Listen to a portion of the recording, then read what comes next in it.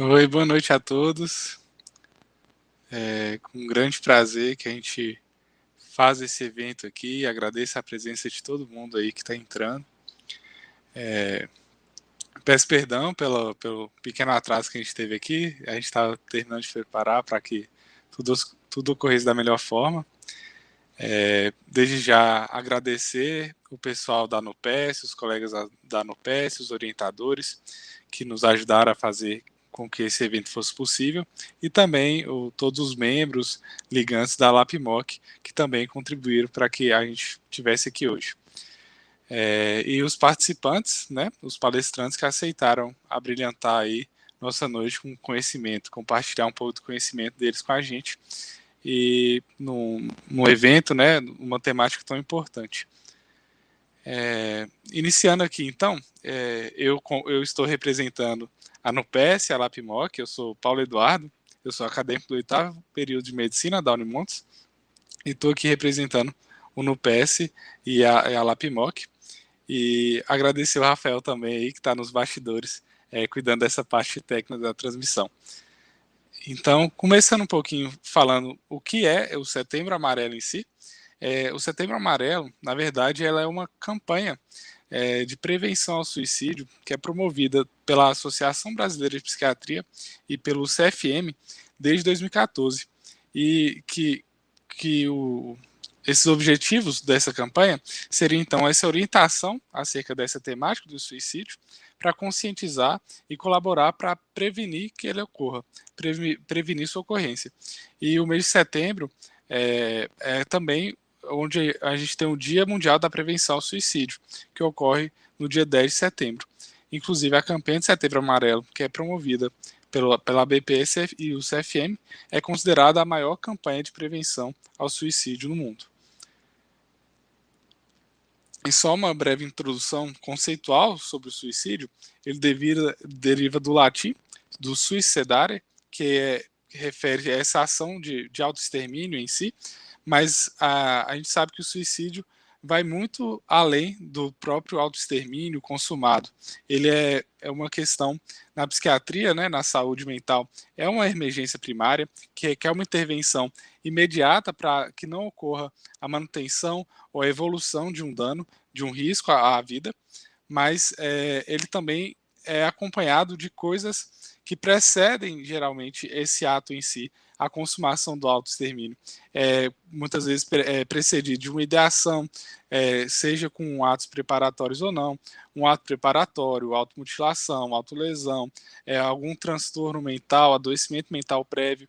Então, o suicídio, antes que ele ocorra ou seja consumado, ele é muito mais do que esse autoextermínio em si. E uma questão epidemiológica, né, é um grande problema de saúde pública a nível mundial. A OMS estabeleceu, estimou em 2021, que anualmente ocorrem mais de 700 mil mortes por suicídio no mundo. E sendo que no Brasil 14 mil mortes por ano. Mas esses números, incrivelmente, mesmo sendo tão altos, eles ainda são subnotificados.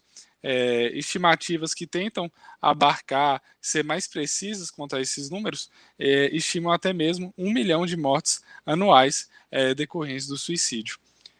E aqui, por fim, eu deixo essa reflexão de um autor argentino, que ele fala sobre o uso da palavra suicídio, que ela acarreta duas ideias bem distintas. Essa parte que eu já havia falado, né, do autoextermínio, de tirar a própria vida, mas, por outro lado, é também uma forma, é uma palavra que carrega consigo um grande preconceito, um grande estigma e julgamento da pessoa que passa por esse processo de autoextermínio ou de tentativa de autoextermínio. É já atribuído um caráter pecaminoso, criminoso, irracional, injustificado, só de ser aventado a palavra suicídio. Então, é esse ponto que a gente tem que tentar trabalhar quanto à conscientização, porque só assim a gente vai conseguir ajudar as pessoas que passam ou estão em risco de uma tentativa de suicídio, para que ocorra essa ajuda efetiva. E tirar essa parte desse estigma, essa segunda parte que o conceito da palavra suicídio traz, e entender melhor que o conceito de suicídio também não é só essa forma de morrer, mas sim uma via final, uma via comum de vários transtornos mentais, vários tipos de adoecimento mental. E aqui vou introduzir os palestrantes de hoje. Primeiramente, o Dr. Romerson Messias Brito, que vai falar com a gente aqui. Ele é psiquiatra pelo Unimontes e Hospital Universitário Clemente Faria. Ele é mestre em cuidados primários em saúde pela Universidade Estadual de Montes Claros. Ele é doutorando em ciências da saúde, também pela Unimontes. Ele é preceptor do programa de residência em psiquiatria e docente universitário pela Unimontes e pela Unifip-MOC. E nossa segunda palestrante, que falará um pouco depois do Romerson, é a Júlia Rebelo Souto. Ela é psicoterapeuta centrada na criança e no adolescente e orientadora parental. Dito isso, eu passo a palavra para o Romerson, para ele começar a falar um pouco com a gente essa perspectiva dele sobre esse tema. Boa noite a todos, é um prazer estar aqui. Eu agradeço imensamente aí o convite, né, da NUPESE, em parceria aí com a Liga de Psiquiatria. E esse Setembro Amarelo tem sido um momento assim importante de reflexão, de trabalhar temas importantes, né, estigmatizados e que geram aí um processo bem limitador de acesso para a população que sofre em saúde mental. Então é sempre uma honra poder, né, compartilhar e trocar experiências nesse momento. Eu fico extremamente feliz aí pelo convite e pelo trabalho aí que, né, todas as pessoas vinculadas ao NUPESE têm feito, não só no Setembro Amarelo, né, mas precedendo aí esse Setembro Amarelo, o trabalho tem sido, assim, exemplar. Muito feliz aí por tudo que tem ocorrido e sempre que eu recebo o convite, né, para falar um pouco, ou fazer algum vídeo sobre alguma temática relacionada à saúde mental, eu fico extremamente lisonjeado, assim, sabe? Então, falar de suicídio nessa noite é, sem dúvida, né, algo que também me motiva pela expressividade, pela importância da temática, e como o Paulo falou de forma bem clara, né, assim, no sentido de desestigmatizar a temática. Quando a gente fala de estigma, a gente está falando em cicatriz, em marca, né, uma cicatriz que serve para fazer uma referência discriminatória, né, assim, em alguns momentos históricos, né, o símbolo cicatricial era feito para marcar pessoas doentes, para marcar pessoas criminosas. Então, quando a gente associa, o suicídio a um estigma, ou o transtorno, os estigmas do transtorno mental, a gente está falando de um ato extremamente discriminatório e que serve como fator de exclusão de acesso a diversas, né, pessoas, né? A gente está falando aí num montante de 1 milhão de pessoas no mundo que morrem em virtude do suicídio. Então, quando a gente fala do estigma do suicídio, a gente está falando de uma barreira, né? O estigma é uma barreira que serve de empecilho a essas pessoas. Então, a gente trabalhar no estigma, a gente está trabalhando na redução, né, desse número, né? Tentar minimizar esse número. Então, é super importante a gente evocar essa temática e falar dela de uma forma, né, conceitual, de uma forma diretiva, em que haja crescimento, haja psicoeducação e haja, né, assim, desestigmatização. Há umas 2 semanas eu participei de um evento em que os estudantes, eles cronometraram, baseado nas estatísticas do suicídio, né, o tempo em que aproximadamente uma pessoa, né, morre de suicídio. Se eu não me engano, era uma expressão de tempo bem pequena, se não me engano, 41 segundos, uma pessoa morre por suicídio. Agora, eu não lembro se esse dado era nacional ou se o dado era mundial. Mas a gente pensar, né, que a cada 41 segundos, nós estamos aí na live há aproximadamente 12 minutos, então, é uma expressividade, né, assim, um número que traz preocupação. Então, suicídio é tudo isso aí que Paulo falou, né? O estigma, ele é o ponto final de, normalmente, um transtorno mental, Então, o Setembro Amarelo, para mim, é muito mais do que falar sobre o suicídio, é falar sobre transtorno mental, né? Quando a gente está falando em prevenir suicídio, a gente está falando em prevenir transtornos mentais, prevenir e promover saúde mental, promover, né, integração, promover acesso a serviços de saúde e promover o conhecimento. Então, a forma que nós temos de trabalhar isso é tornar o tema comum, né? Existem alguns conceitos, alguns mitos que barram muito a abordagem desse assunto, né? Que por exemplo, o conceito de que a gente falar sobre suicídio estimula o suicídio. Então, se uma pessoa que tenha o pensamento suicida ou que tenha o desejo suicida tocar nesse assunto e a gente deixar esse assunto evoluir, né, nós estamos fomentando, nós estamos favorecendo o comportamento suicida. Isso há umas 10 anos, 5, 10 anos, por exemplo, era um consenso, assim, muito importante entre as pessoas, inclusive as pessoas da saúde, né, assim, então era frequente eles falarem, não, quando o paciente toca no suicídio, eu mudo a temática e vou falar de outra coisa, porque a gente acreditava que falar sobre suicídio estimulava o suicídio, né, e hoje a gente, né, através do Setembro Amarelo, a gente reforça e desmistifica esse conceito, né, porque quando a gente fala da forma correta, a gente, né, aborda a temática de uma forma correta, nós estamos trabalhando aí na prevenção e não no estímulo ao suicídio. Claro que existem formas inadequadas, né, de se falar sobre o suicídio, e a gente tem experiências também em que, quando essa abordagem, né, de conscientização ou mesmo de intervenção em uma pessoa com pensamentos suicidas é feita de uma forma incorreta, sem dúvida a gente pode potencializar, né, o comportamento, mas quando nós abordamos, né, sem romantização, sem idealização de processos patológicos, sem dúvida é uma ação que salva vidas, né? Então, suicídio é hoje uma das principais causas de morte aí na nossa população. Em algumas regiões do mundo, esse dado varia bastante, né, mas em alguns locais do mundo há uma prevalência maior do suicídio entre a população idosa, outros em períodos de atividade produtiva, outros na fase da adolescência, transição da vida, né, acadêmica para a vida profissional, mas, sem dúvida, os estudantes são pessoas, né, que estão aí sujeitas a uma série de estímulos, a uma série de desafios, a uma série de comportamentos que instabilizam, que gera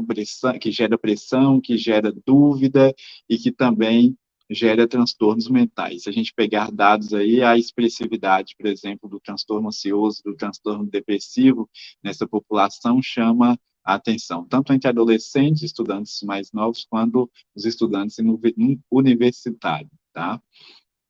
Então, suicídio em algumas regiões é entendido, né, como ato, né, relacionado à crença, relacionado a costumes, à moral, né, mas a abordagem que nós faremos hoje é uma abordagem relacionada aos, né, ao adoecimento mental, essa visão do suicídio como a consequência, ou a tentativa, ou a ideação suicida como uma consequência, né, de um processo de adoecimento, tá?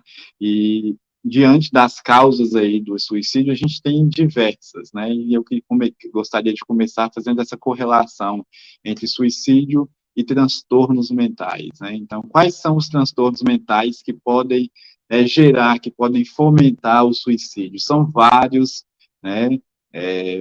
Tem-se o conceito de que apenas o transtorno depressivo, né? Ele é a causa do suicídio. Eu lembro que no período de minha residência, a gente fazia interconsultas no hospital todo, e normalmente as chamadas de interconsultas que houvesse, né, a ideação suicida, ou pensamento suicida, ou então chegasse no hospital já como uma consequência do pensamento suicida, sempre havia a correlação transtorno depressivo. Sem dúvida, a prevalência maior das pessoas que tentam uma ideação suicida, eles vêm de um processo de adoecimento típico de um quadro depressivo, né? Então, o quadro depressivo é aquele quadro em que há, né, a perda de expectativas em relação ao futuro, é uma desesperança em relação às possibilidades de vida e uma desconexão importante do indivíduo com o ambiente externo, né, com a vida, né, costumeira. Então, essa pessoa, ela se vê em uma situação em que a ideação suicida é a saída, né, como se o suicídio fosse o livramento, né, de uma condição de morte. Mas não é só a depressão que é a causa de suicídio, né? A gente tem os transtornos ansiosos, né, com uma expressividade importante. A gente tem um transtorno bipolar que, embora tenha uma frequência, né, assim, menor, mas a prevalência de tentativa de suicídio no transtorno bipolar é maior em relação aos outros transtornos. A gente tem também transtornos, né, por transtorno dismórfico corporal, transtornos alimentares induzindo suicídio, a gente tem transtornos psicóticos induzindo suicídio, e a gente tem transtornos relacionados ao uso de substâncias psicoativas, né, e tendo como consequência o suicídio. Então, no quadro depressivo, há uma prevalência maior, sem dúvida, mas não é a única causa, tá?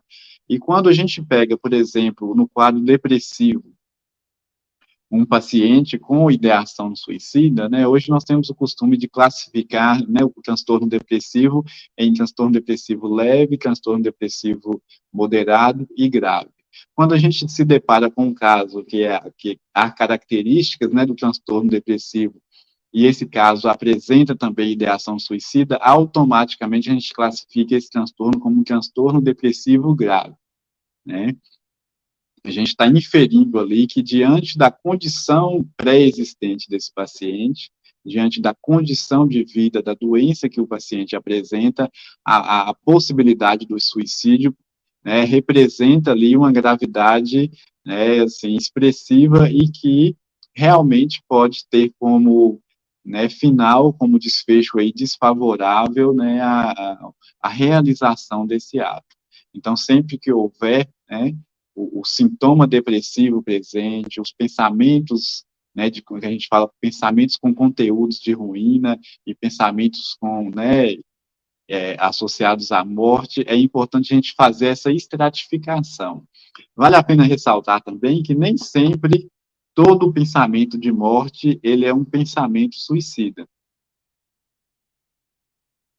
É muito frequente, né, pessoas, né, no dia a dia, mesmo pessoas que não tenham sintomas depressivos, né, ou não tenha, quer dizer, um transtorno depressivo, diante das adversidades, diante de conflitos momentâneos que não, né, não perduram, por exemplo, no tempo que é necessário para fazer o diagnóstico de transtorno depressivo, essas pessoas podem apresentar pensamentos de morte.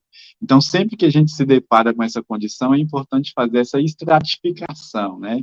É só um pensamento de morte, é só um pensamento de morte associado, né, a ideia de se fazer alguma coisa, ou realmente é um pensamento de morte em que há a ideação suicida e também há um planejamento. Então, quanto mais elaborado e quanto mais definido for esse ato, maior esse risco, né? Então, no quadro depressivo, um dos fatores que às vezes impede a realização do comportamento suicida é, às vezes, a desmotivação, a falta de energia, né? O quadro volitivo que o paciente apresenta, nós classificamos como hipobulia, né? Então, o paciente, às vezes, ele é abúlico, ele totalmente, né, uma hipobulia expressiva que, normalmente, ele não consegue nem colocar em exercício, né, a ideia que se tem de se fazer. Então, no início do tratamento, ou quando esse paciente apresenta essa ideia, é importante que as pessoas que estejam próximas a esse paciente, eles tenham esse cuidado, né, o cuidado de estar mais vigilantes em relação a isso, de estarem mais próximos, né? A troca afetiva da rede de apoio das pessoas ali que representam um elo de troca de afetividade para esse paciente ou para essa pessoa é super importante. Então, quanto mais próximo for esse elo afetivo, quanto mais vínculos houver, né, nessa rede de apoio, menor é a chance desse paciente ter esse desfecho fatal. Então, a troca de afeto é a conversa, né, a atenção em relação ao pensamento, né, é a escuta sem o julgamento. Hoje nós temos mais maturidade nessa temática, mas no passado era muito frequente, né, o paciente em estado de sofrimento extremo. Se você pegar na literatura, você vai ver que um dos quadros que mais gera sofrimento, né, um dos quadros mais penosos que se existe, por exemplo, né, transcendendo qualquer outro tipo de doença, como o câncer, né, outras doenças com quadros, né, graves também, mas segundo a literatura, uma das doenças que causam mais sofrimento ao paciente é o transtorno depressivo, tá? Então, é muito frequente esse paciente ele ter o pensamento de morte como uma saída, né? Se nós formos pensar, por exemplo, no conceito e na consciência humana, nós não temos uma elaboração concreta, nós não temos o conceito de morte como uma definição conhecida, né? Então, o ato volitivo em si, em que ele passa por aquele planejamento, né, a ideia, né, o planejamento, a argumentação e a deliberação do comportamento, normalmente ele não é feito quando não se há essa concepção, como nós não temos do suicídio.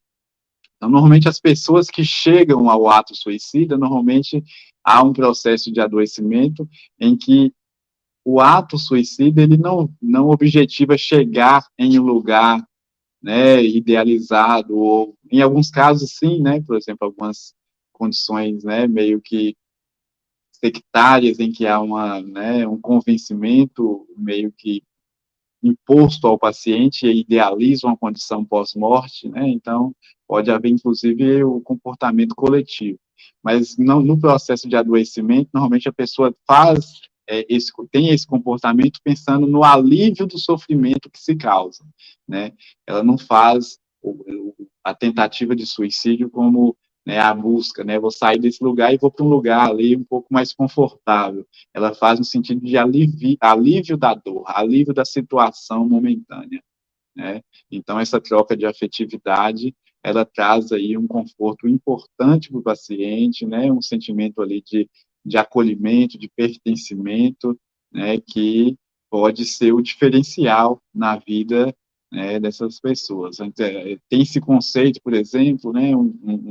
Uma ideia meio que errônea que se tem, que a pessoa que ameaça a morte, ela não comete o suicídio, ela é apenas uma forma de se chamar a atenção, né?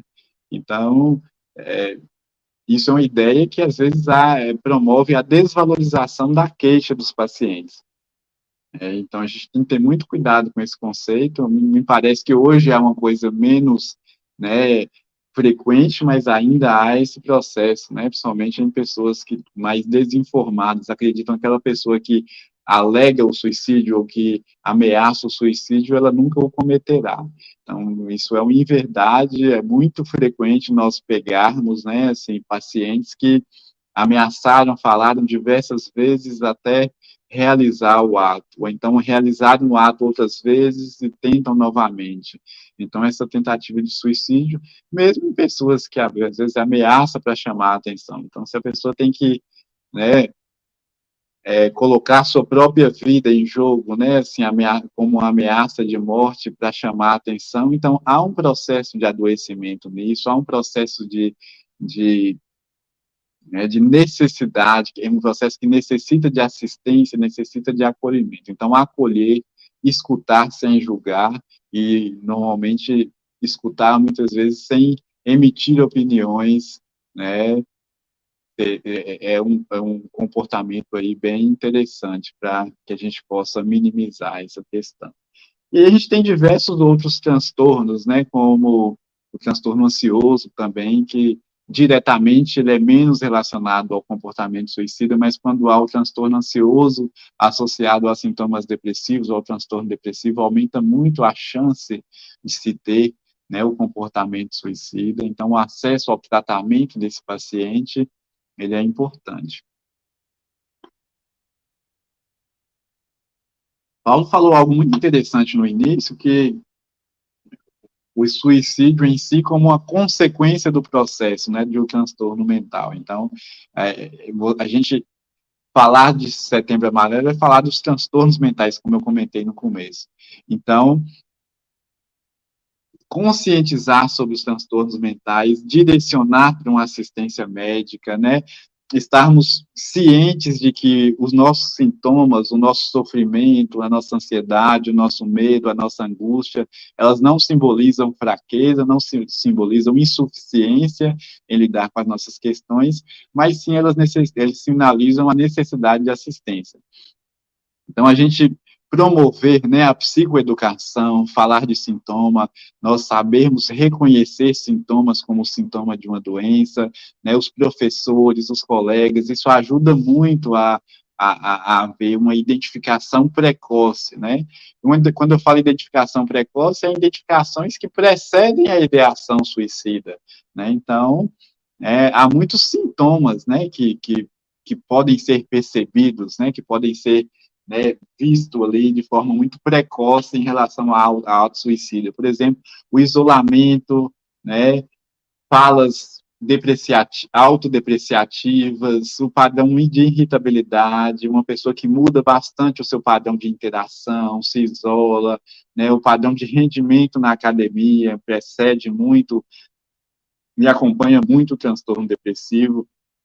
Então, o processo de educação em saúde mental, ele é muito importante para que possamos reconhecer esse quadro, reconhecer os sintomas de saúde mental e direcionar e acolher essa pessoa, né? Nós, como universidades, como professores, como colegas, como estudantes da área da saúde ou de diversas outras áreas, né, eu acho que temos uma responsabilidade maior diante da sociedade, né, em gerar esse conhecimento, gerar desestigmatização, né? Antigamente, ainda há, né, mas antigamente é muito frequente, por exemplo, o acesso ao psicólogo ou ao psiquiatra ser restrito às pessoas, né, com um grau ali de sofrimento, com um grau de, de, de perda de conectividade de ideias, de associações, né, serem o público típico, né? Então, isso gera esse conceito, né? Então, psiquiatra, psicólogo, né, são para as pessoas, né, lunáticas, pessoas que perderam qualquer tipo de referência. Sim, são para essas pessoas não são menos valorosas, menos, né, importantes que outras, mas sim, acessar esse conhecimento, acessar esse tipo de profissional hoje é algo muito popular, né, na gíria aí moderna. Então, várias pessoas têm mais liberdade, né, assim, quanto mais o nível de escolaridade, maior é essa liberdade que se tem a acessar esse tipo de profissional, eles valorizam muito, inclusive no sentido de potencializar habilidades, mas em grupos restritos, em pessoas, né, com um nível de escolaridade menor, ainda há um estigma, há um preconceito muito forte em relação a isso. Então, a gente trabalhar essa temática é importante, né? Outra causa aí importante de suicídio são o uso de substâncias ilícitas ou substâncias lícitas, né? Assim, às vezes há um jargão, né, bem conhecido que se fala, né? Assim, se eu tomar uma e sentar na mesa e relaxar e trocar uma ideia e conversar e beber, isso vai aliviar meu sintoma. Então, tá assim, estressado, é porque não bebe, é porque não, né, não interage. Sem dúvida, a interação social, ela nos ajuda, né, a troca afetiva, a conhecer realidades diferentes, a suportar nossas dores, mas também uma fala preconceituosa, né, como se o tratamento, né, de um sofrimento mental fosse sentar num bar e beber. Não, sentar no bar e beber é para a gente curtir, é para a gente socializar, para a gente descontrair, para a gente conversar com amigos, né? Super indico, mas isso não representa um tratamento em saúde mental, né? Isso, pelo contrário, para as pessoas que estão em sofrimento mental, para as pessoas que têm um transtorno mental instalado, o uso de bebidas ou uso de outras drogas, elas, né, causam a falsa impressão de que há um alívio de sintoma, e normalmente esse alívio de sintoma é muito curto, e o pós, né, desse comportamento é um pós em que há intensificação de sintomas e, em alguns casos, o curso desse comportamento, né, o ato de beber, por exemplo, substâncias que são liberadoras de impulso, como álcool, né, como cocaína, elas são substâncias que induzem muito comportamento suicida, né? Se a gente for pegar de forma literal, o ato suicida, ele é um ato impulsivo. O que que é isso? Quer dizer que ele não é um ato que passa pelo nosso planejamento, pela nossa volição, de uma forma organizada como as ideias de vida. Ele vem como um ato impulsivo, né? E, e ele é feito de uma forma impensada. Isso quer dizer que é o ato impulsivo. Então, quando você usa uma substância que ela libera impulso e você tem um comportamento suicida já ali, né, instalado num transtorno depressivo, um transtorno ansioso, e você usa uma substância que libera impulso, você aumenta muito a chance de se ter, né, esse comportamento. Então, se você pegar as estatísticas, por exemplo, você vai ver que o número de suicídios no final de semana, na sexta-feira, né, assim, ela é muito maior, porque nesse período há um consumo maior de substâncias, claro que tem outras variáveis associadas, mas a hipótese de que seja a principal causa, seja o consumo de substâncias, né, de álcool e outras substâncias.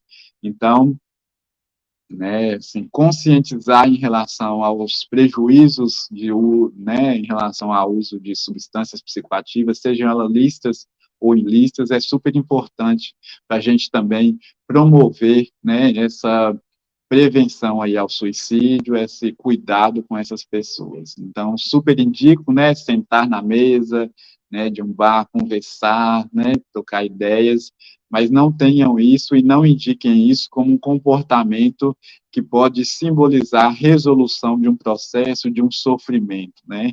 As soluções simples para problemas complexos, né, são soluções errôneas, né. Então, a gente não ser assertivo nesse tipo de assistência pode ter um desfecho, né, fatal, como nós estamos falando, ok? Além disso, a temática do suicídio também ela é bem correlacionada aí com aspectos religiosos, né, a religião.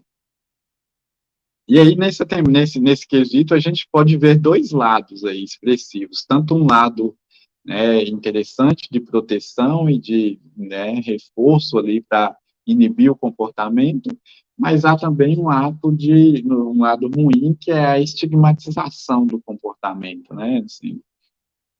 Então, o processo aí religioso, ele foi muito associado, né, o suicídio ser descrito como um pecado, né, como algo ruim, como algo que não pode, né, se falar, porque se fala entre pessoas que não têm certas qualidades ou que não estão em certas condições de proximidade com a divindade.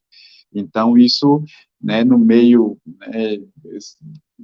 religioso eu não digo isso, porque hoje no meio religioso a gente vê pessoas extremamente habilidosas em saúde mental, pessoas que têm um conhecimento, né? Mas no processo, né, meio que sectário religioso, assim, tem-se esse conceito de que se falar em suicídio, de que se, né, pessoas que, né, têm esse tipo de pensamento são pessoas que estão distante de uma divindade, distante de sua crença e tudo, né? Então, termina havendo a estigmatização. Então, no meio familiar, em que há essa questão religiosa muito intensa, é muito frequente o, o paciente deprimido, o paciente em sofrimento mental, ele tocar na ideação, no pensamento de morte, e essa fala ser muito desqualificada, ser muito julgada, e terminando por induzir o paciente a inibir esse pensamento, inibir a fala, né? E a fala é super importante no sentido de esvaziar. É muito frequente o paciente que às vezes chega em atendimentos e ele extremamente angustiado, e durante a entrevista ele vai formando o vínculo e ele vai falando, ele vai esvaziando, ele vai, né, expressando, e quando ele é bem acolhido e a escuta, né, não emite esse juízo, né, desqualificatório, ele vai se sentindo confiante e vai soltando, né, e assim, aí, é muito frequente no final do atendimento os pacientes, nossa, só de falar eu já estou bem melhor, já estou, né, alguns falam já está curado, assim. Então, isso nos faz referência e nos faz rememorar o quão é importante se expressar, o quanto é importante falar, o quanto é importante colocar ali para fora angústias, né?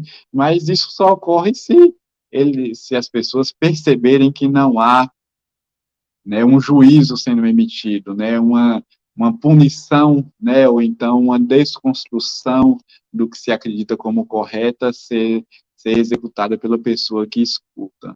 Tá? Então, nesse quesito, o aspecto religioso, em alguns momentos, ele priva muito a fala, né? Então, claro que o aspecto religioso, ele de uma forma descontextualizada. Em outros casos, é muito notório também que há um sistema de proteção, né? Então, tem muitos pacientes que têm um processo religioso, ele vem concatenado, né? Ele busca ali a religião como um processo de reflexão, um processo de amadurecimento, e essas pessoas terminam por ter uma capacidade de resiliência muito maior do que se vê em outras pessoas que não têm esse hábito, né? Claro que de uma forma geral. Então, a religião também pode promover essa capacidade ali de suportar o fardo, de suportar a dor, né? E muitas vezes entender aquele processo como um processo necessário ou um processo importante para o desenvolvimento pessoal. Então, essas pessoas têm, assim, uma capacidade de resiliência, uma capacidade de suportar esse desconforto, né, que, às vezes, um quadro depressivo, um quadro ansioso traz, né, sem idealizar esse comportamento suicida. Muitas vezes, o pensamento de morte vem, né, o pensamento de terminar o sofrimento, de pôr um fim a essa dor vem, mas como essas pessoas têm uma capacidade de resiliência muito desenvolvida, elas suportam isso. E, nesses casos, a religião funciona ali como um elo importante para segurar o paciente nesse período de maior dificuldade, e às vezes isso é muito importante, né, para que se, né, seja o tempo necessário para se introduzir o tratamento e os pacientes receber a ajuda, a troca afetiva necessária, o suporte necessário, e ele passa por esse período, né, assim, de uma forma muito legal. Então, a gente pode perceber aí uma ambivalência nessa questão da religiosidade.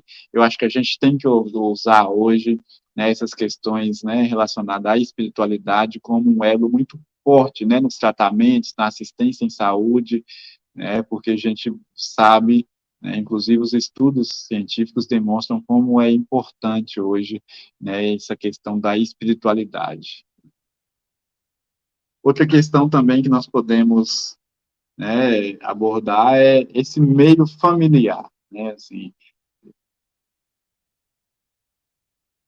a família, ela é muito decisiva, assim como a gente falou da rede de apoio, então a família sendo um suporte, ou então a família sendo um catalisador, um promotor do comportamento suicida, né, é algo que a gente deve refletir, sim.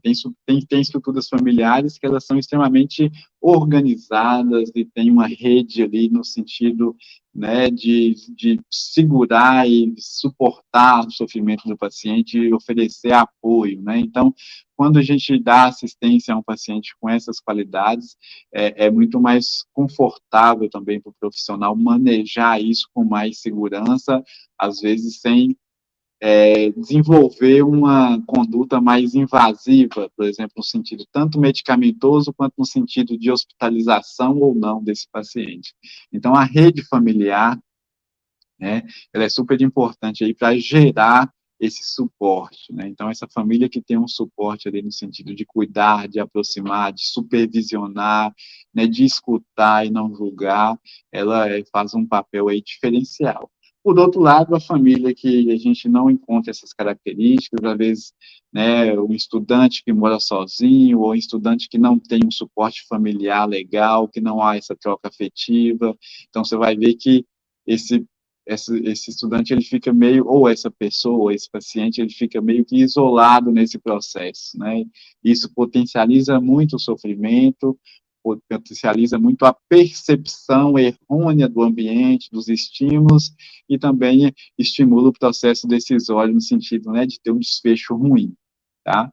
Então, quando não há uma rede de apoio, né, quando você percebe que há um estudante, ou há um amigo, ou uma pessoa próxima que não tem essa rede de apoio, sem dúvida, é necessário acender luzes, né, de alerta e ter um comportamento mais, né, mais invasivo, no sentido de gerar esse suporte, né?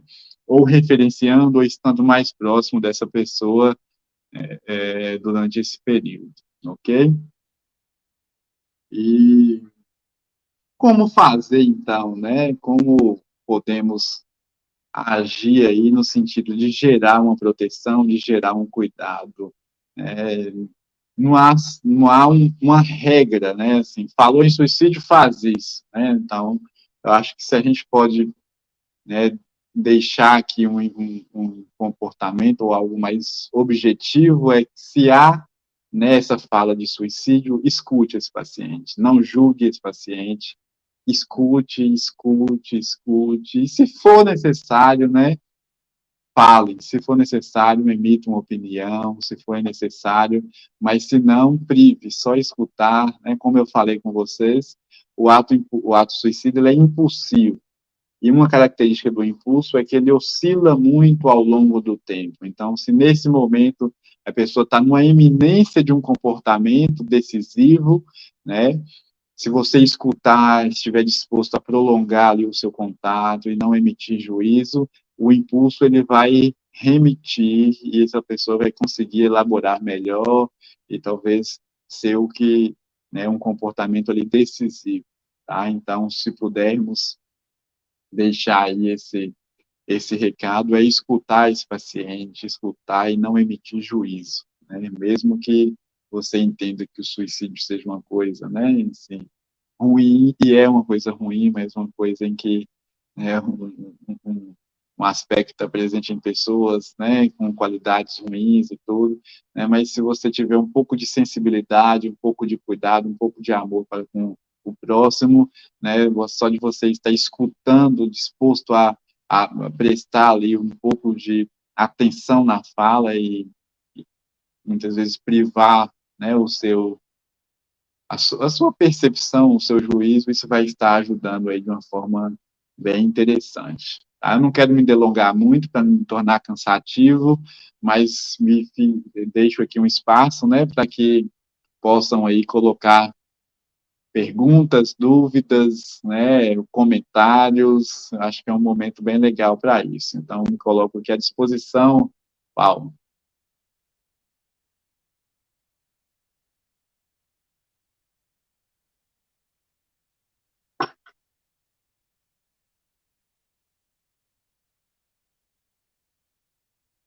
Eu não estou te escutando, não, Paulo. Não sei se... Perdão. Eu estava falando aqui, eu estava te agradecendo. Muito obrigado pela exposição. Acho que é unânime aqui nos comentários, todo mundo agradecendo e falando quão abrilhantadora foi sua apresentação. E temos várias perguntas, na verdade, a gente teve que selecionar um pouquinho. A primeira pergunta foi a do Gabriel Veloso. Ele colocou: como podemos prever a ideação suicida em pessoas com sintomas ou um transtorno depressivo? Existe algum gatilho ou red flag para pensarmos em ideação entre pessoas depressivas? Sim, ótima pergunta. Obrigado aí pela colocação, Gabriel. Ô, Paulo, repete aí, se, pelo que ele falou, algum gatilho para o processo, como identificar, assim, como que... Eu estou ficando mais cuidadoso em relação às perguntas, que eu sou meio impulsivo, assim, às vezes a pessoa começa a falar do assunto, eu já quero responder, e aí eu tenho percebido que eu tenho dado respostas meio que meio enviesadas, assim. Repete só para mim, se puder. Tranquilo. Tá aí na tela. É de algum gatilho ou red flag para pensar em ideação entre pessoas depressivas. Se tem algum modo de prever isso. Sim, sim. Nem toda pessoa deprimida, ele tem a ideação suicida, né? Até igual eu falei, a temática morte é muito frequente numa pessoa que tem um transtorno depressivo, né? Então, mas nem todos eles têm a ideação suicida, né? Alguns comportamentos, eles chamam muito a nossa atenção e eles merecem o cuidado, né? Principalmente a fala, né, do paciente é uma fala mais autodepreciativa, depreciativa, né? Eu acho que quanto mais precoce nós intervirmos e nós darmos assistência, mais, né, menos, né, comportamento e menos ideação suicida, né? Então, o mais prévio que nós podemos identificar é o sintoma depressivo, né? Então, o sintoma depressivo ele é muito correlacionado ao comportamento suicida. Então, se perceber um sintoma depressivo, nós temos realmente que investigar, né? Então, quais são os sintomas depressivos? Isolamento social, fala autodepreciativa, aquela mudança do funcionamento da pessoa, né? É, hoje é muito frequente, postagens, os amigos percebem um tipo de postagem, assim, de extrema, né, sofrimento, de extremo desgosto em relação à vida, e às vezes até postagens irritadas, postagens que mostram certo rancor, então, associados a um comportamento seguido um comportamento suicida seguido. Então, sempre a gente deve, né, estar atento a isso. Mas quando houver a fala, aí sim acende luzes vermelhas, né, aproxima, né, escuta essa pessoa, vê o que está acontecendo e tenta dar uma direção para isso, assim, sabe? Isso pode ser decisivo. Não sei se eu respondi, Paulo, você me ajuda aí se eu não estiver respondendo, tá? Respondido sim, com certeza, professor. É, agora tem a pergunta da Luane. A Luane perguntou como conversar com um familiar sobre saúde mental e da necessidade da busca por apoio psiquiátrico ou psicológico, se necessário. Sim. Ô, Luane, isso é um desafio, viu? Isso é um desafio para todos nós, assim, para todos. É, é, existem ainda uma parcela assim, importante da população que ainda não tem, por exemplo, tem pessoas que falam, não, depressão não existe. Eu já vi profissionais de saúde falando, depressão não existe, existe é falta de trabalho, né? Assim, sem dúvida, o ócio, né? O ócio, sem ser aquele ócio produtivo, né? A falta de atividade, ele, sem dúvida, ele é uma causa de sofrimento e pode realmente gerar, né? Um sofrimento, um desconforto nesse sentido. Mas conscientizar a família, conscientizar as pessoas desse padrão de, né, de comportamento que expõe a risco é um desafio para todos nós, sabe? Eu acho que momentos como esse, falar de saúde mental, falar de, né, de sofrimento, falar de quadros depressivos, claro que sem, né, dar, né, uma colocação inadequada, assim, em alguns momentos, falar, por exemplo, do quadro depressivo, ou falar da depressão, ela pode ser apenas uma saída ali para justificar, né, uma imobilidade, para justificar uma falta de interesse, né, claro que o objetivo de um diagnóstico não é esse, né, então, eu acho que não existe uma regra básica de como fazer isso, sabe, eu acho que pessoas que tenham conhecimento, que sabem o que é o transtorno mental e que percebem, né, uma certa, né, negligência, uma certa ignorância por pessoas, né, por algum familiar, né, de uma pessoa deprimida, eu acho que é conversar, é sensibilizar, é tentar falar, muitas vezes você vai ser ignorada, muitas vezes você vai ser, né, ironizada, né, mas não tem um caminho mais fácil, é falar disso, né, é estar disposto a conscientizar, né, e existem corações bem achegados, corações bem abertos ao conselho, bem abertos à conversa, né, mentes bem interessantes, assim, são pessoas mais desenvolvidas, mas existem pessoas que são extremamente resistentes a esse processo, né, porque às vezes aceitar o sofrimento, aceitar a dor, é uma forma ali de ver o outro de uma forma mais empática, né? Então, tem pessoa que não está disposta a isso, mas eu acho que é tentar, é conversar, é falar, né? É sugerir, né? Hoje a gente fala do Instagram e das redes sociais de uma forma muito ruim, né, Paulo? Mas existem perfis, né? Existem pessoas que têm falas legais, né? Existem pessoas que podem, né, ser sugeridas aí, né, para familiares, mas é sempre importante estar disposto, né? Só de você fazer essa pergunta, me parece que você é uma pessoa que está disposta a se colocar nesse lugar. Eu acho que isso é o primeiro passo. Ler sobre, se, né, informar sobre, né? Acho que é o primeiro, né, o caminho aí não tão fácil, mas é o caminho que nós temos. Ótimo. Agora, a pergunta da Ana é: como realizar pós-venção com uma família que perdeu um ente para o autoextermínio? Como realizar, né, falar sobre, né, depois. Pois é algo super difícil, né, assim, eu fico até temeroso de responder essas perguntas, assim, porque eu já peguei situações assim tão difíceis, sabe, que houve tentativas no sentido de sensibilizar familiares e não foi possível, e aí houve o desfecho ruim.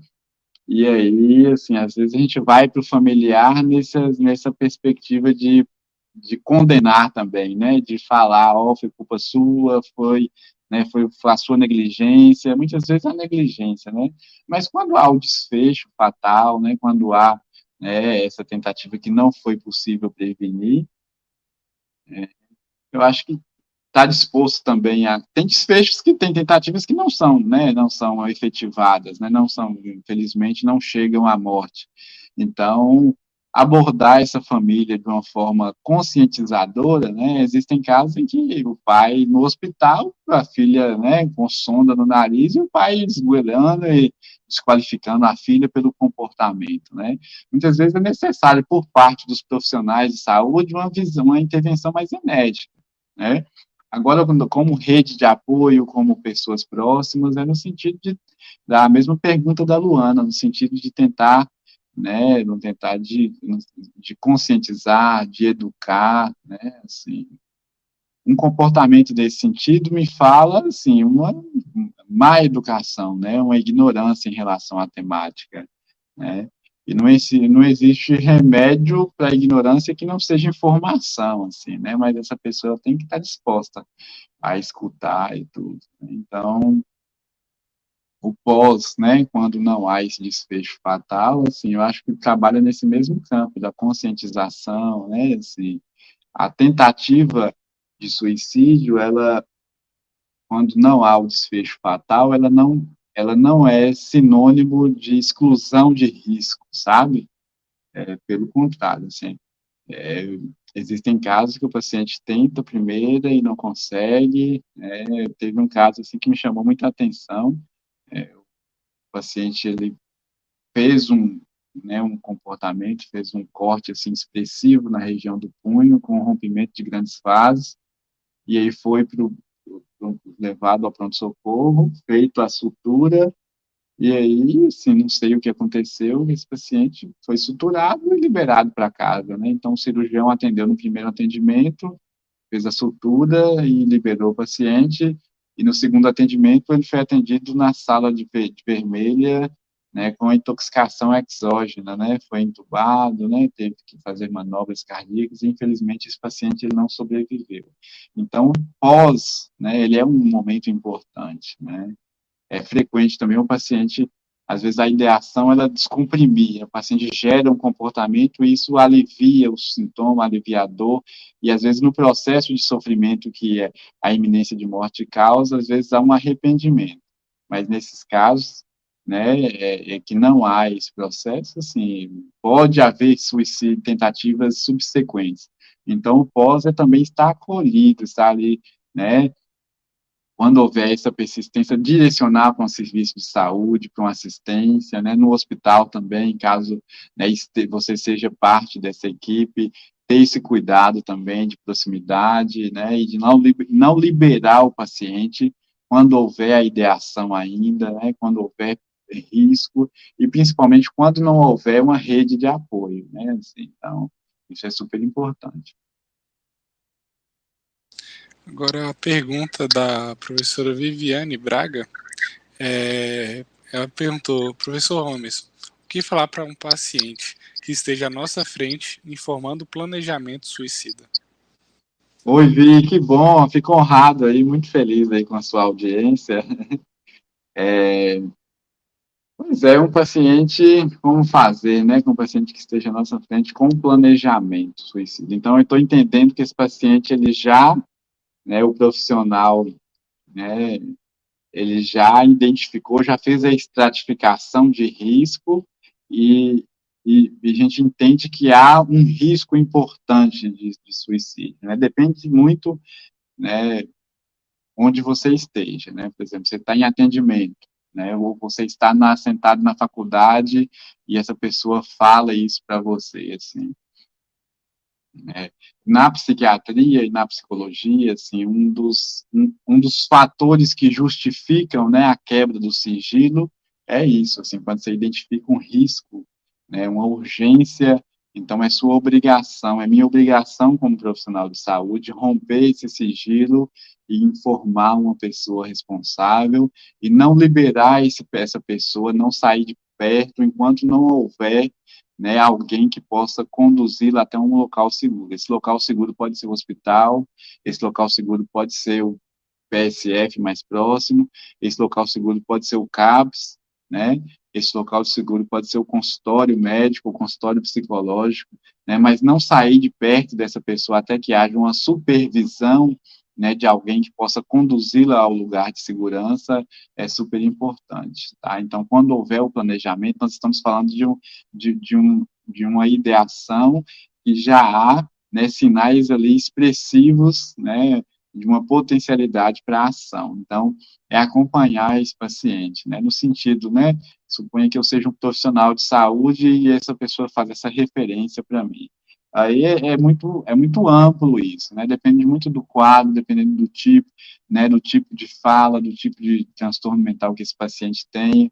Em alguns casos, a gente medica, encaminha para o hospital, com a rede de apoio, né? Tem famílias que são extremamente estruturadas e se colocam nesse lugar de fazer a supervisão, né? Quando você entende que não há um risco maior, você pode medicar, né, essa pessoa de uma forma a conter mais a impulsividade e a família se responsabiliza por isso. Mas caso não haja, né, o mais seguro é referenciar para um serviço de urgência e emergência, tá?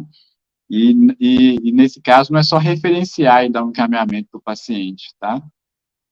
Referenciar, nesse caso, é estar com o paciente até que haja condições seguras para que você saia de perto. Então, até que haja um familiar, até que haja um suporte de vida, né, um SAMU para conduzir isso. Então, é super importante dar essa supervisão até que haja aí, né, essa condução ao local de segurança.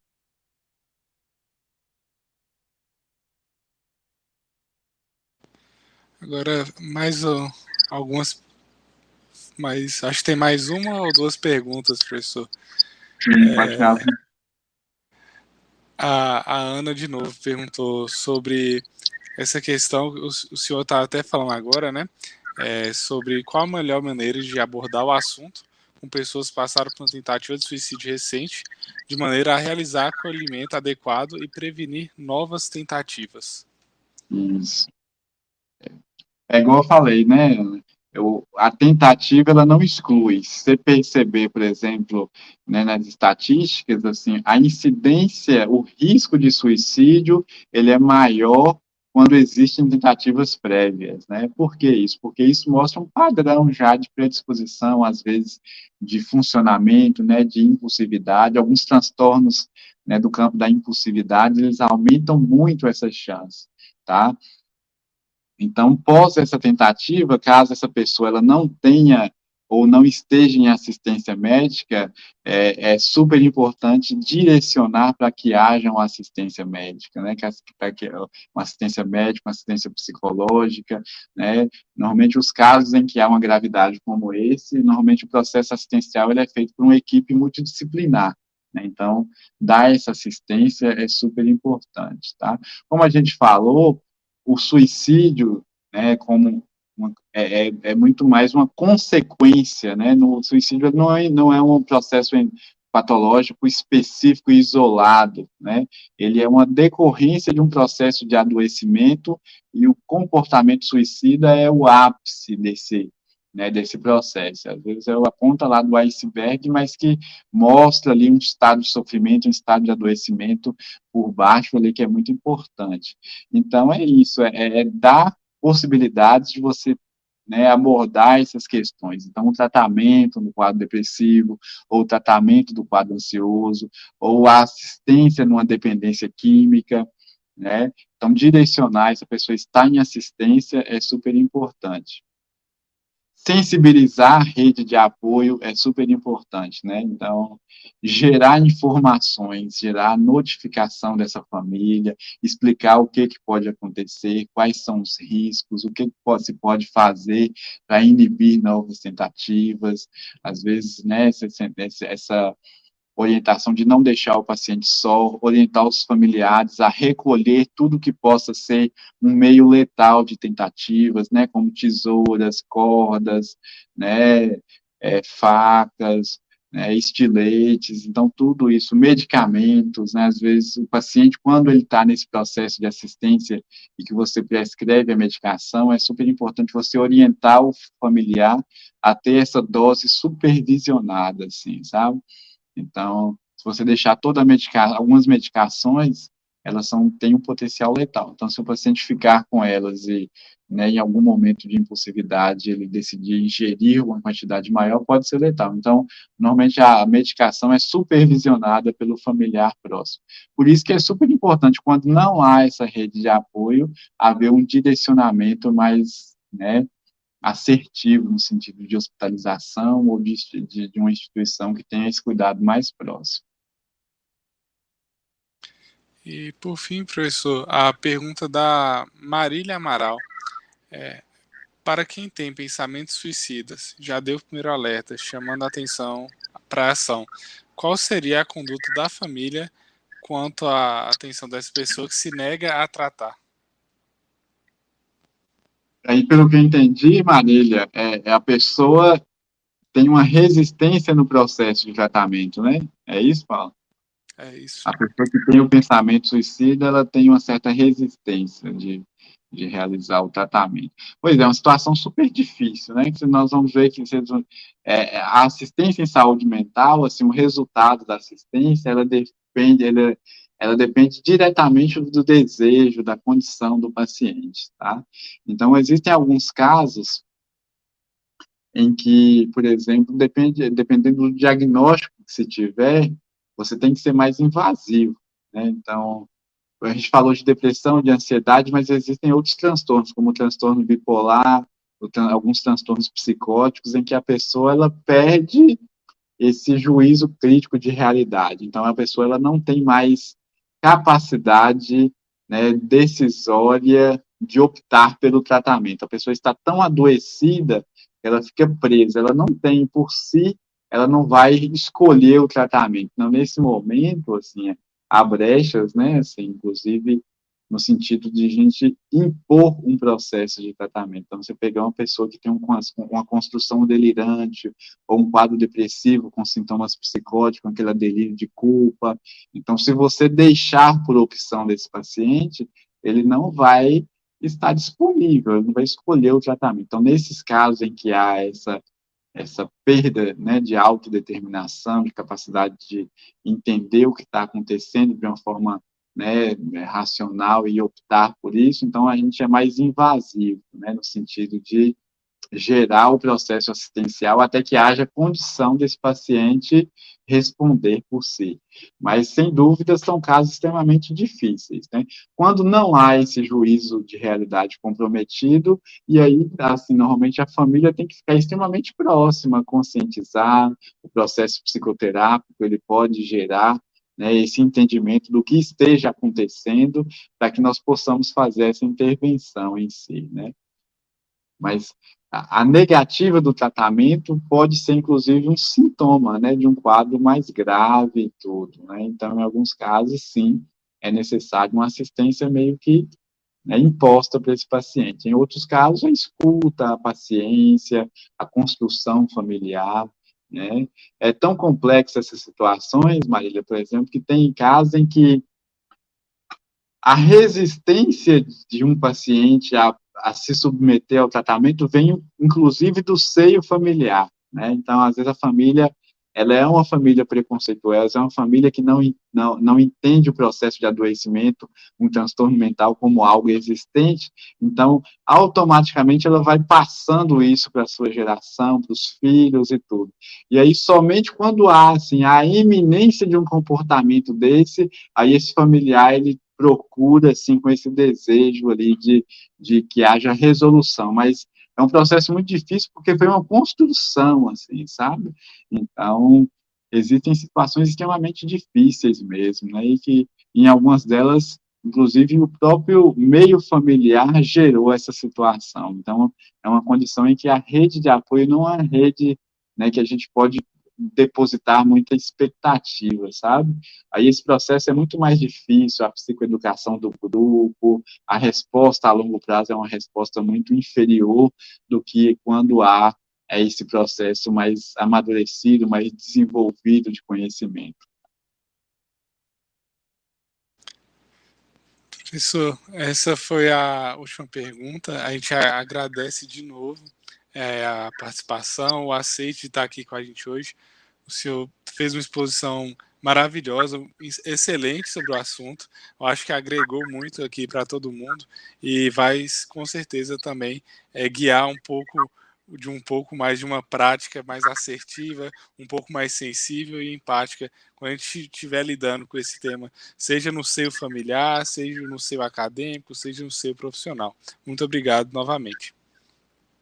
Eu que agradeço, Paulo. Fico muito feliz. Espero que realmente tenha conseguido contribuir com alguma coisa. E é isso, é uma temática árdua, né? Uma temática que nos expõe aí, nos deixa, nos mostra aí a vulnerabilidade dos nossos serviços, né? E, às vezes, a necessidade ali de um processo bem árduo. Mas fico muito feliz com o convite, viu? Sempre à disposição.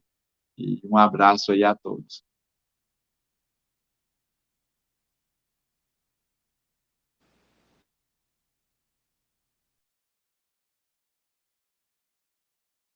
Agora a gente vai passar aqui para a apresentação da doutora Júlia.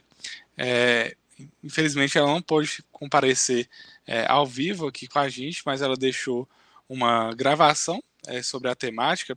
Ela vai dar um enfoque sobre a questão da família, do pai, da mãe, do familiar, como abordar, como orientar um paciente, um adolescente, um jovem que esteja nesse sofrimento mental, numa eminência de tentativa de suicídio, por exemplo.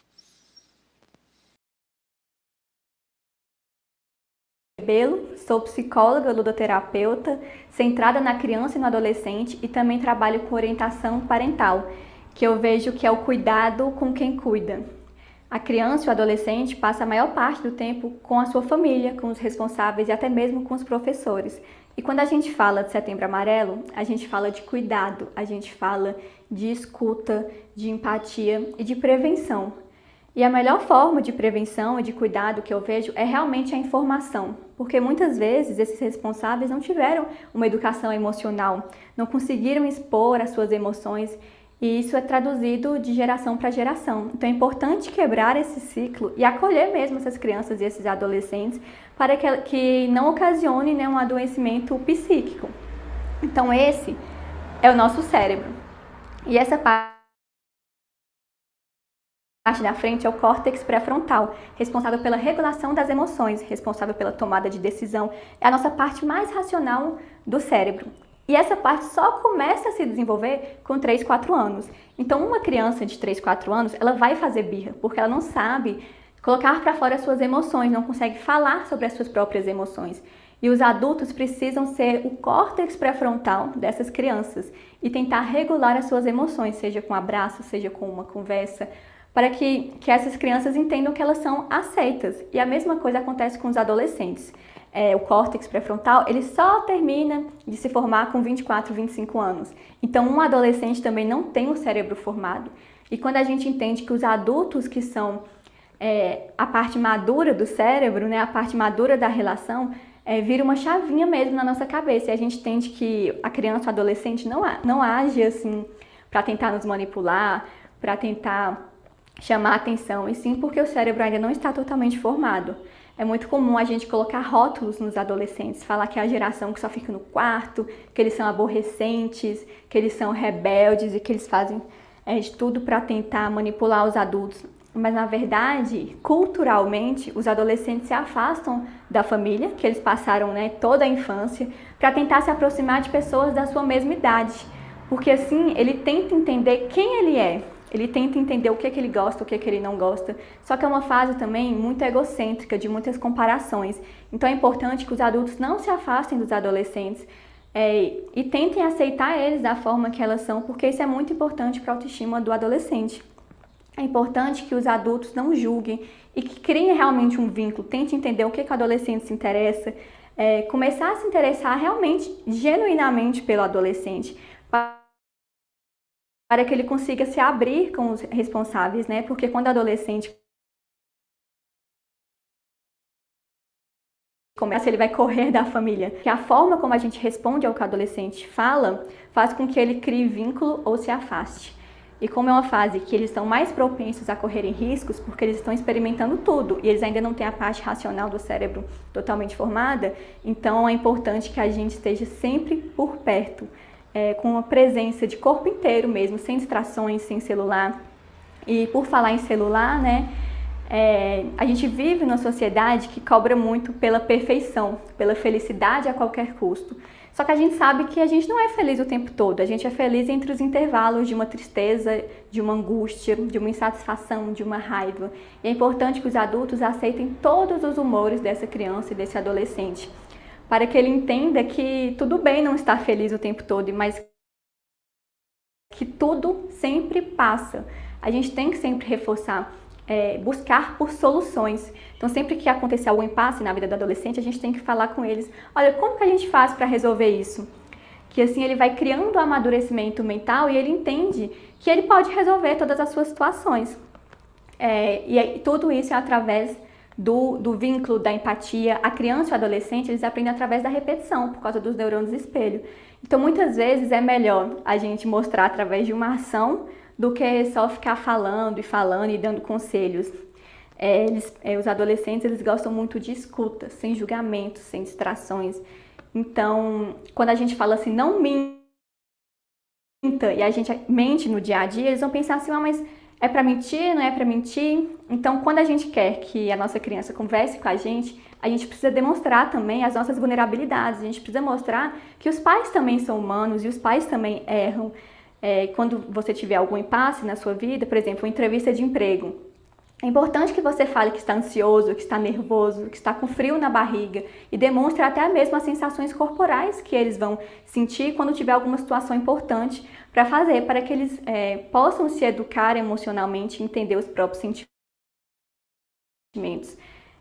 Os pais não precisam demonstrar perfeição, muito pelo contrário, as crianças se dão muito bem com pais que também erram e que não cobram uma perfeição, porque senão a criança não vai se sentir pertencente àquela família.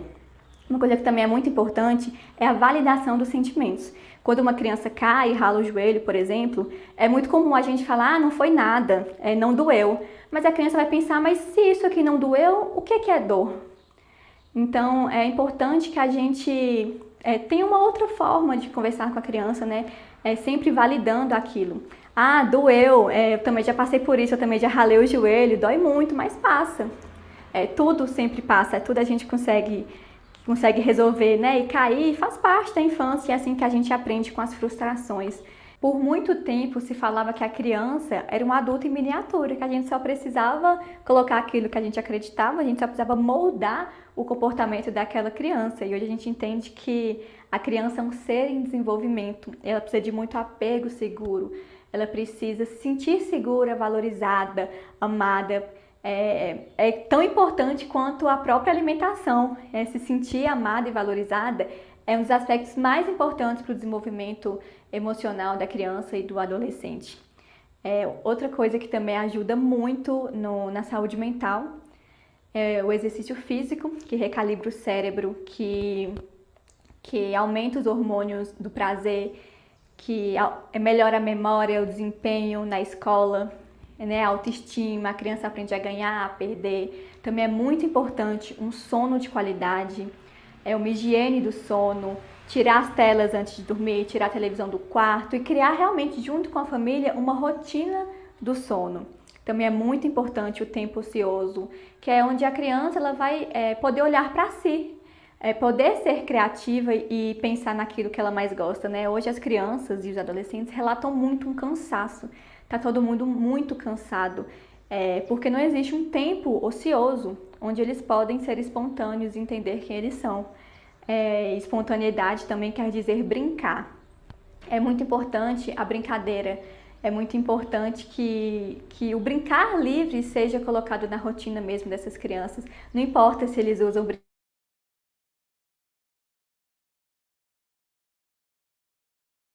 com o vínculo verdadeiro, com a troca, com o olhar, mesmo que esses adultos trabalhem muito, pelo menos meia hora por dia de ter aquele tempo de qualidade com a criança e também oferecer que a criança socialize e crie vínculos com outras crianças também. Então, cuidem nos sinais. Se o seu filho está mais quietinho, tente conversar, tente entender o que está acontecendo. Se necessário, procure ajuda profissional. E vamos quebrar esse ciclo da educação tradicional, onde os sentimentos não eram valorizados.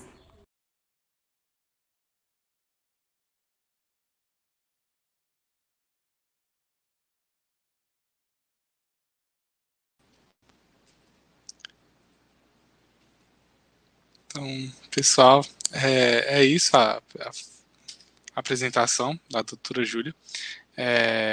De novo, agradecer a presença de todo mundo aqui que esteve presente com a gente, participou, enviou perguntas, ajudou com que o evento ocorresse, em especial a UNUPES, a LAPMOC, o Centro Acadêmico Mário Ribeiro, a FAPEMIG, que é apoiadora do UNUPES também. A gente deixa aqui um pedido para que vocês sigam os nossos palestrantes nas redes sociais e também o NUPES e os demais apoiadores, já que esse uso do Instagram, como o Dr. Ronson tinha falado, ele tem como sim ser um uso saudável, de acesso a informações para a saúde. Então, esses perfis a gente encontra esse tipo de conteúdo e como forma de agradecimento também, a gente seguir os palestrantes de hoje e também o NUPES. Por fim, eu gostaria de lembrar a todos sobre a questão dos certificados. Nós deixamos o link no chat para colocarem um nome, preencherem, para que o certificado seja emitido. Assim que eles estiverem prontos, vão ser enviados no e-mail que vocês colocarem lá no formulário. E, novamente, agradeço aqui a presença de todo mundo, a todos os apoiadores e organizadores, para que o evento ocorresse. E quaisquer dúvidas, estamos presentes lá no Instagram, pelo @NUPESMOC, e também a Liga LAPMOC. Caso tenha restado alguma dúvida, alguma questão, é só falar com a gente por lá. Muito obrigado.